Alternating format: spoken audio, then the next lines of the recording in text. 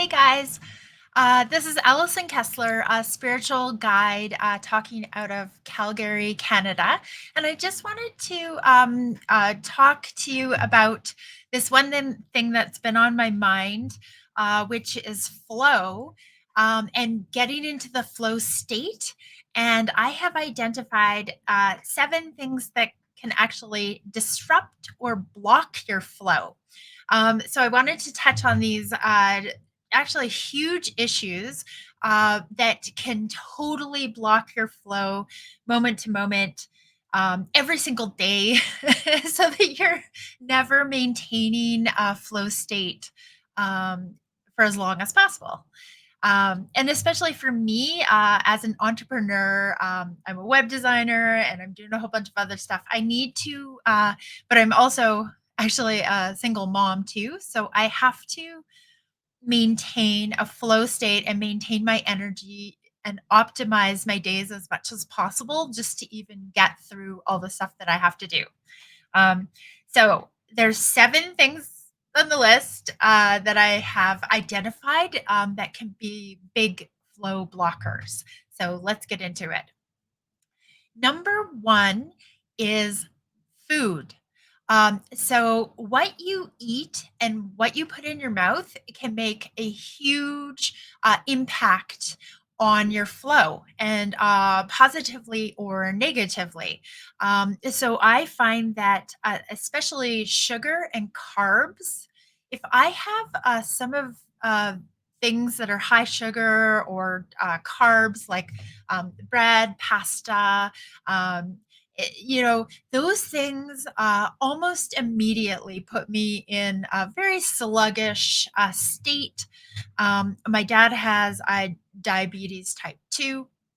And I mean, I don't have diabetes, but I do notice that food, especially, can have a humongous impact. So, one of the things that have been listening to, or I listened to, was called a 1 month day. And the whole idea is you can do an entire month's worth of work in a single day, which I thought was super interesting. So 2 points with respect to food that he brings up is go to bed hungry. So don't eat before bed. Make sure that you're going to bed and that you have a fantastic night's sleep and that you didn't eat just before bed. So I would almost say, like, stop eating like at least 4 hours or more before you go to bed. And then um, wake up and don't eat anything for like several hours. And this totally has been making my day so much better because I love to get up and eat breakfast. I love breakfast. I love cereal. I love this stuff. But if I actually hold out and don't eat for 4 to 6 hours after getting up, and I know a lot of people used to do that. Like my ex-husband, he didn't even have breakfast. He wouldn't even eat till lunch. And I didn't understand why. And I thought it was unhealthy. But now I am actually of the opinion that this is a really good thing to do if you want to optimize your day. And in my case, get a lot of work done on my computer. So food, um, and I'm not going to actually say don't drink coffee because I love coffee. I don't find coffee impacts me like in the same way. It doesn't block my flow. I love sipping a cup of coffee, so I would say it's kind of like in my flow. um, so number two is noise and vibrations. Okay, noise, vibrations, and frequencies can really interrupt your flow. Now, it depends, and you really should be learning to tune this stuff out or get along with frequencies and stuff like that and noise. But I can give you an example. My fridge is really, really loud. And sometimes I was wandering around the house and I'm like, what is that noise? And then you identify it to the fridge and you're like, "Why is this so loud?"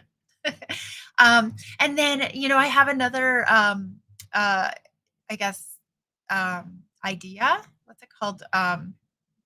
Hypothesis that those huge smart meters, that they put on the side of your houses, or in our case, we actually, because I live in a townhouse line, and I'm actually in the middle, but we have like 8 smart meters on one side, so 3 condos over. And then we also have 8 smart meters on the other side.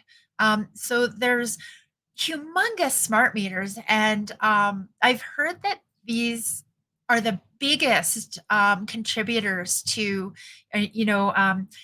frequency and energy, just continuously in the background, messing up our environments. I actually bought a thing called EarthCom. Now, I'm not sure if it helped, but I bought the home system for EarthCom. You can look that up on Google, and you plug it into your electric system, and it sort of calms the house. And I actually think it has made a difference because I can sleep better. I'm not like up and vibrating all the time in the middle of the night. So, and better sleeping through the night definitely impacts your day, if for positively. Now, okay, so number three, that can block your flow is stale energy or space. Now, I'm talking about like here in my office.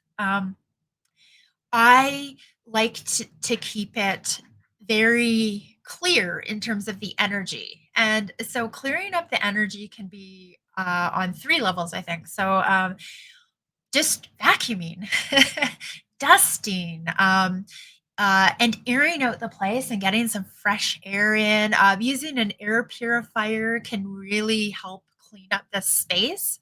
But also, it's really interesting because my oldest kid notices, I guess, kind of clairvoyantly, that people can pin thoughts in the air, which is really weird, but I kind of get this. So if I'm sitting here on my computer all day and I'm working on a problem, I might pin a thought here and then I'll pin a thought here, or I'll be like, so I'll be working on stuff and all of a sudden my whole like airspace is filled with these like cluttered thoughts or things that I'm working on and stuff like that. So it's good to go through and clear your space. Um, so I use light to clear out the space, and I also use like incense or burning what's it called, Santo Palo wood, something like that. Sage, sage is really great to clear out your airspace in a place that you sit a lot or that you're in a lot. So even I would say in the living room on the couch, like clean that out, or in your bedroom where you're sleeping every night. Keep that clean as well. Okay, so number four, in terms of a flow blocker, is not getting enough sunlight. And I really wanted to bring up the sunlight specifically, but also fresh air and exercise. But sunlight is kind of like liquid vitamin D is also getting some sunlight in. So even making sure you're out every day, and I think even like 10 to 15 minutes in the sun, that's really not too much to ask, although I have a hard time getting that in. And just enjoying and letting the sun radiate on your skin. Um, Especially now that I live in Calgary, Canada, where it's mostly winter, even in the summer months, getting out and ensuring that you're getting that daily sunlight can really help you in your flow when you're trying to work. Um, and number five is uh, you're not observing, like it's the wrong time of day. I didn't know how to put that, but there's this thing, I think it's called circadian rhythm, where you have time that you can work, you have the most energy to do certain tasks. And other times of the day when you just need a nap, like I can't really schedule stuff for mid-afternoon around 2 p.m.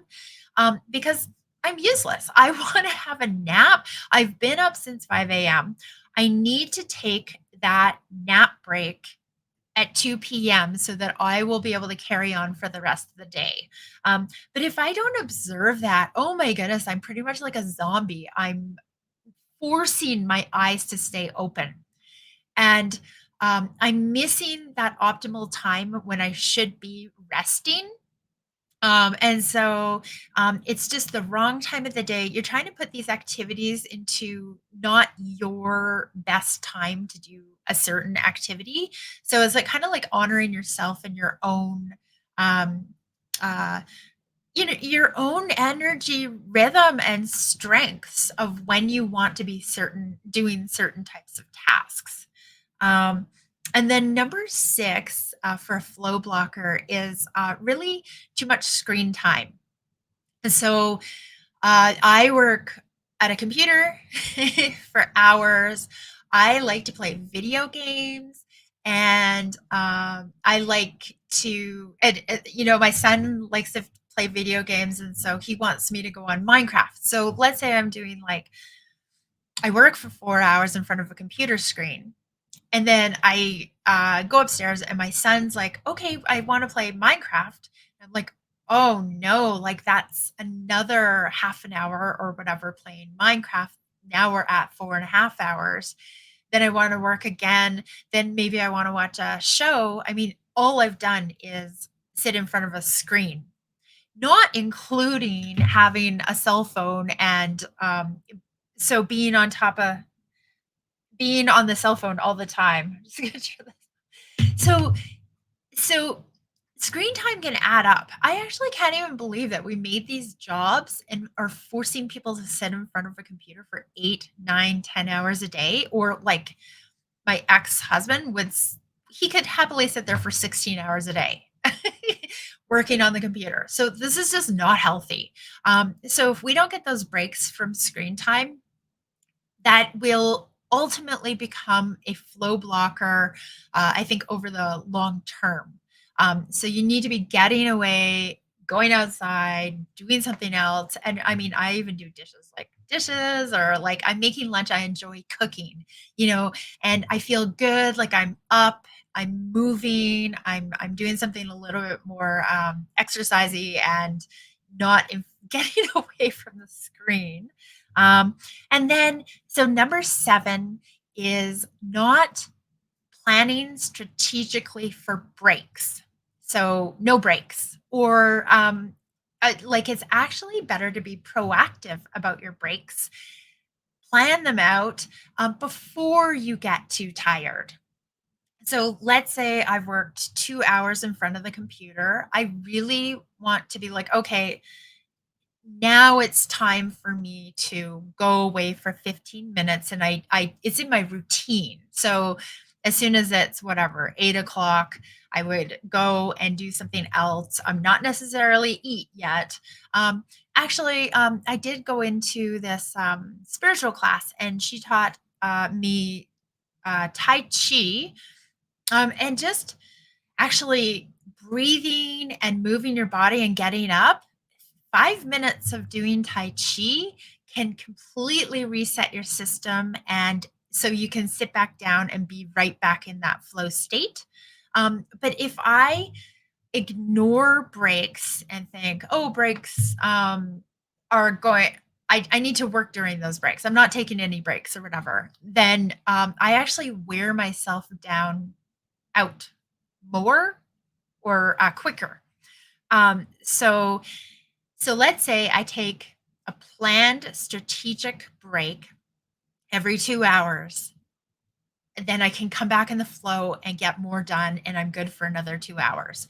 But if I'm like, okay, I'm gonna work for 4 hours, I don't need a break. I get tired, and by the end of the 4 hours, I'm exhausted, and what have I accomplished? I need, like, instead of a 15-minute nap, I might need a 3-hour nap because I've just worn myself out.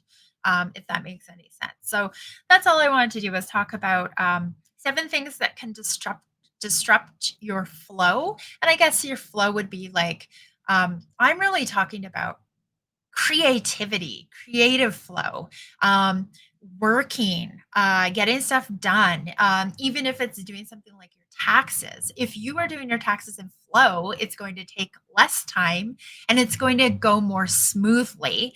And all the resources that you need are going to be there. But so let's see, let's just recount the 7 things about flow that can be flow blockers. Okay.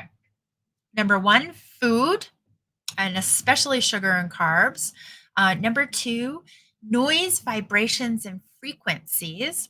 I guess I didn't go more into that, but I can say that if you're listening to classical music, it has a higher, um, more harmonious frequency that really enhances flow.